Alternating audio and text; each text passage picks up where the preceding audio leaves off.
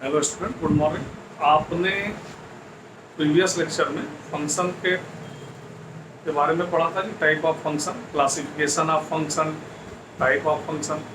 तो मैंने थोड़ा सा रिकैप कर दिया। मैं एक बार फिर से बोर्ड पर यह डिस्प्ले कर रहा हूँ कि जो आपने type of function previous lecture में पढ़ा था और इस तरह के से हम लोगों ने उसको क्लासिफाइड किया था कि फंक्शन 1 to 1 होता है, ऑन टू होता है, मेनी टू 1 होता है, इन टू होता है। ये आपने प्रीवियस लेक्चर में नोट किया था। मैंने थोड़ा सा इसको रिकैप कर दिया है कि एक बार आप फिर से यह देख लें कि फंक्शन जो होते हैं वो 4 तरह के होते हैं। 1 1 फंक्शन होता है, ऑन टू फंक्शन होता है, मेनी टू 1 फंक्शन होता है और इन टू फंक्शन होता है। 1 1 फंक्शन को हम इंजेक्टिव फंक्शन भी कहते हैं, ऑन टू को हम सब्जेक्टिव फंक्शन कहते हैं। और अगर कोई फंक्शन ऐसा है जो 1 1 और ऑन टू दोनों को लाई करता है, ऐसे को हम बाइजेक्टिव फंक्शन कहते हैं। और आपने यह भी पढ़ा था कि ऑन टू फंक्शन को हम कैसे, ऑन टू फंक्शन अगर है तो ये कैसे पता चलेगा। तो आपने कहा था कि अगर रेंज लेस देन कोडोमेन आ जाए, इक्वल टू कोडोमेन आ जाए तो ऑन टू फंक्शन होगा, और लेस देन आ जाए तो इन टू फंक्शन होगा। अब हम लोग 1 by 1 पहले 1 1 फंक्शन पर डिस्कस करेंगे कि हम 1 1 फंक्शन किसे कहेंगे, क्या होता है 1 1 फंक्शन, और किसी क्वेश्चन में हम कैसे वेरीफाई करेंगे कि ये फंक्शन 1 1 है, इन टू है कि ऑन टू है। तो ये आपने पहले भी नोट किया था। आज आपको मैंने एक हल्का सा रिकैप दिया है, जिसे आप चाहें तो फिर से एक बार देख सकते हैं।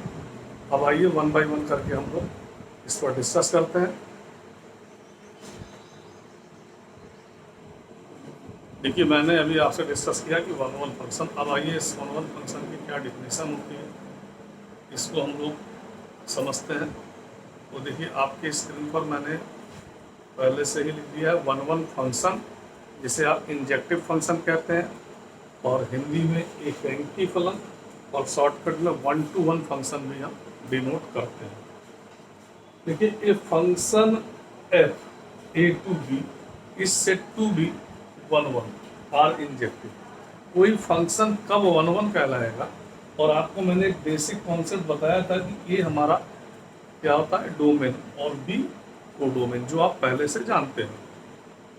तो ये function f A to B is said to be 1 1 or injective if and only, केवल ऐसा होगा यदि हो, इफ एंड ओनली ये डिस्टिंक्ट एलिमेंट, डिस्टिंक्ट का मतलब होता है अलग अलग। ए में जितने भी एलिमेंट है, हर एलिमेंट का जो आपका डोमेन होता है उसमें इमेज होना चाहिए। क्या लिखा गया, distinct element of A have distinct image B, यानी ए का जो अपना एक इमेज हो, बी का अपना इमेज हो, और अगर मान लीजिए 1 2 3 के 1 का अपना इमेज अंडर है, अंडर है का मतलब जो भी फंक्शन डिफाइंड हो।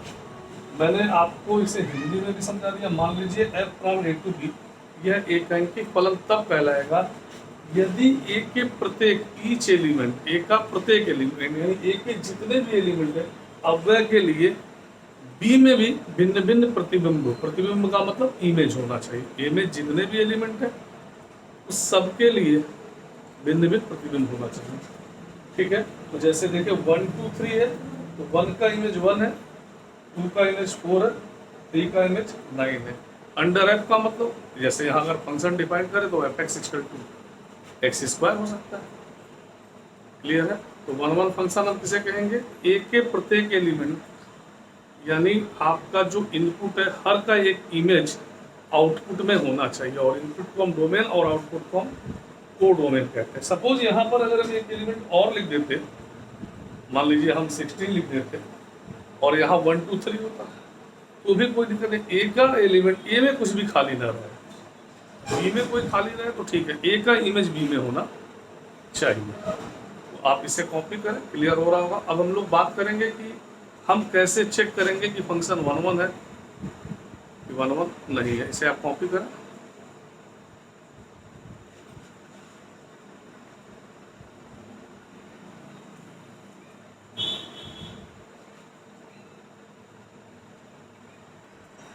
देखिए 1 1 फंक्शन हम कैसे चेक करेंगे।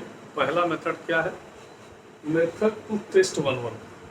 कोई फंक्शन अगर 1 1 है तो हम लोग पहला मेथड ये है हमारे पास अगर हमने x1 और x2, देखिए x1 और x2 यानी x1 और x2 दो डिस्टिंक्ट एलिमेंट है।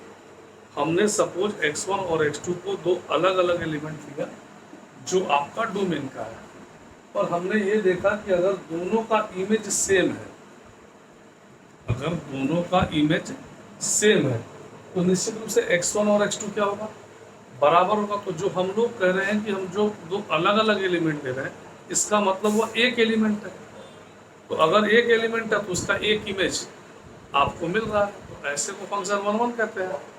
या अगर हमने x1 और x2 बराबर नहीं लिया, दोनों अलग अलग है और इमेज भी हमें दोनों अलग अलग मिल रहा है, तो भी हम कह सकते हैं कि फंक्शन हमारा 1 1 होगा। सेकंड मेथड हमारा क्या है, सेकंड मेथड से हम लोग चेक कर सकते हैं जिसे हम ग्राफ के द्वारा, जैसे आप sin x का ग्राफ फाइंड आउट करते हैं, तो अभी आप देखेंगे कि sin x जो फंक्शन है वो किस तरह का फंक्शन है, ठीक है। उसके बाद हमने आपको याद होगा बताया था मोनोटोनिक फंक्शन। मोनोटोनिक फंक्शन से भी हम चेक कर सकते हैं कि फंक्शन 1 1 है कि नहीं है, और आप इसे कॉपी करें। सेकंड हम देखें बाय ग्राफ के द्वारा।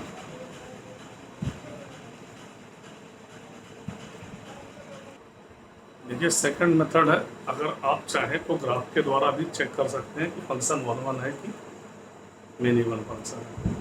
आप देखिए मैंने सेकंड में लिखा है ग्राफिकली। ग्राफिकली में क्या है, एक आपने पढ़ा था वीपीएल टेस्ट, तो वीपीएल टेस्ट मतलब वर्टिकल पैरेलल लाइन टेस्ट को आपने वाई एक्सिस के अबाउट ये सीखा था कि फंक्शन होगा कि नहीं, अगर हमें ये चेक करना है कि फंक्शन है कि नहीं। लेकिन यहाँ पर क्या है, वर्टिकल वीपीएल टेस्ट से हम लोग फंक्शन चेक करते थे, जबकि हम लोग अगर कोई line parallel to x axis draw करते हैं और ये देखते हैं कि अगर वह लाइन ग्राफ को एक पॉइंट पर कट कर रहा है, अगर आपको मालूम है किसी फंक्शन का ग्राफ, आपने पहले ग्राफ बना लिया, उसके बाद एक line parallel to x axis draw किया और पता चला कि वो ग्राफ को केवल एक बिंदु पर कट करता है, तो ऐसे को हम 1 1 फंक्शन कहेंगे, अदरवाइज मिनिमल। अगर एक से अधिक पर कट करेगा तो हम ऐसे को मिनिमल कहेंगे। तो देखिए मैंने आपको बोर्ड पर यही डिस्प्ले किया है, if any line parallel to x axis cut the graph, if any line parallel to x-axis cut the graph of the function at most one point,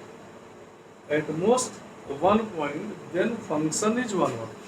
अगर कोई लाइन आप एक्स एक्सिस के parallel draw कर रहे हैं और वह उस ग्राफ को केवल एक पॉइंट पर कट कर रहा है, तो आप समझ लेंगे कि ये फंक्शन हमारा कैसा है, 1 1। और अगर एक से अधिक पर कट करता है तो आपका फंक्शन 1 1 नहीं है, इसका मतलब आपका फंक्शन मिनिमल है।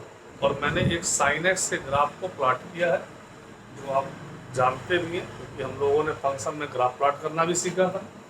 अब देखिए अगर ये sin x का ग्राफ है तो आप x एक्सिस पर यहाँ से यहाँ तक की दूरी सपोज दैट x1 है, ये देखिए आपने x1 और x2 या x3 ये तीनों डिस्टेंस डिफरेंट है, अलग अलग है, डिस्टिंक्ट है।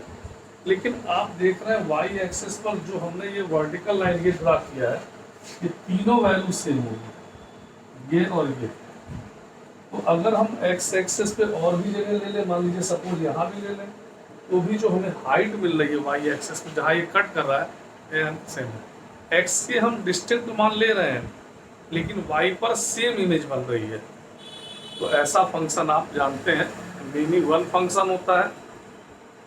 और मैंने यहाँ लिख भी दिया ग्राफ ऑफ sin x है, और sin x कैसा फंक्शन मिनिमल फंक्शन है। और देखिए हम उसी फंक्शन का इन्वर्स फाइंड कर सकते हैं जो 1 1 होता है। अब हो सकता है आप दिमाग में आ रहा होगा कि फिर इसका मतलब क्या sin इनवर्स x नहीं होता है। हम लोग कुछ कंडीशंस लगाते हैं, कुछ रिस्ट्रिक्शन लगाते हैं, और जिससे हम लोग sin x को फिर उसके रेंज से 1 1 बनाते हैं। और जब रेंज से 1 1 बना लेते हैं तो फिर हम लोग sin इनवर्स x को भी डिफाइन करते हैं, वो आगे की क्लास में बताया जाएगा, आप इसे कॉपी कर लें। अब इसके बाद एक हमारा मेथड है मोनोटोनिक फंक्शन। मोनोटोनिक फंक्शन में आप जानते हैं इंक्रीजिंग होता है या डिक्रीजिंग होता है। तो मोनोटोनिक फंक्शन आर ऑलवेज 1, क्योंकि या तो वो ऊपर की ओर होगा या नीचे की ओर रहेगा। तो ऐसा अगर हम पैरेलल लाइन कट करेंगे तो एक ही जगह कट करेगा। तो अभी हम लोग सी पॉइंट या थर्ड पॉइंट लिखेंगे मोनोटोनिकली। इसे आप कॉपी करें।